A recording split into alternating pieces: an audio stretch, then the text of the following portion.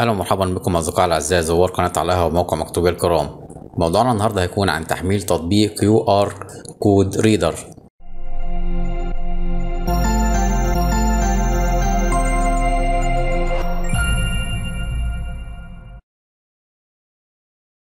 التطبيق اللي معانا النهارده على موقع مكتوبي هو تطبيق قراءه الباركود. هنبدا نتعرف عليه اكتر من خلال الرابط الموجود باسفل الفيديو بصندوق الوصف. زي ما احنا شايفين ده الموضوع الخاص بتحميل برنامج قارئ الباركود بالكاميرا او QR كود ريدر على موقع مكتوبي. وطبعا اولى الخصائص اللي بنهتم بها على الموقع ان احنا نقدم لكم كل ما هو جديد.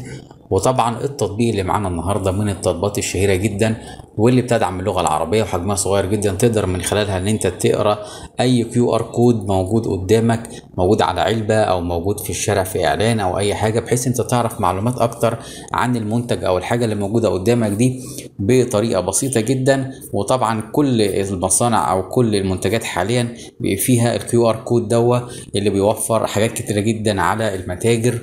وكمان تقدر دلوقتي زي ما قلنا ان انت تعرف معلومات اكتر، وطبعا تقدر كمان ان انت تعمل QR كود لنفسك سواء لصفحة فيسبوك او للحساب بتاعك او كمان لشبكة الانترنت، بحيث يبقى اسهل لو اي حد عاوز يدخل على الشبكة بتاعتك. يدوب بس بتديله الصورة بتفتحها على الموبايل وهو يوجه الكاميرا ويبدأ عنده البرنامج بيبدأ على طول ان هو يقرا البيانات بتاعت الشبكة بتاعتك وتبدأ تفتح.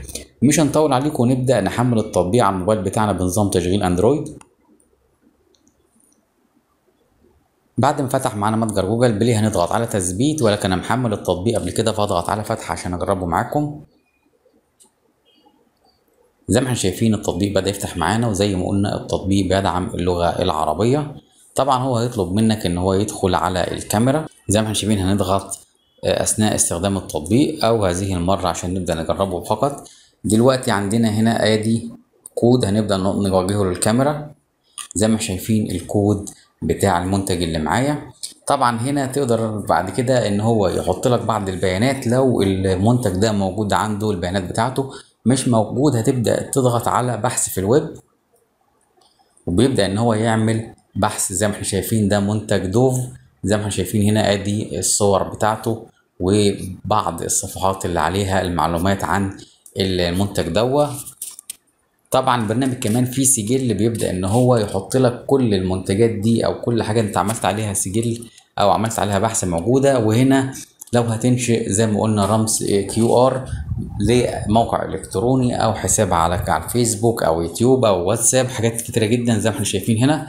وتقدر كمان تعمل QR كود لحساب الواي فاي. مثلا بتبدأ هنا تحط اسم الشبكة بتاعتك ونوع الامان بتبدأ تختاره وتحط كلمة سر زي ما احنا شايفين مثلا هنا، وبعد كده بتضغط من فوق على انشاء.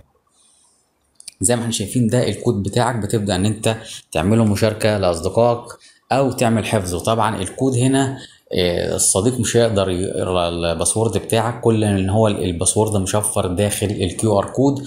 البرنامج بس بيبدأ ان هو يفك التشفير ويفتح الشبكة على طول.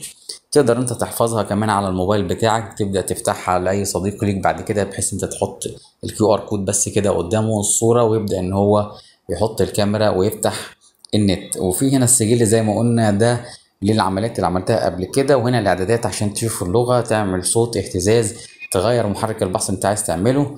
طبعا زي ما احنا شايفين البرنامج بسيط جدا وسهل الاستخدام.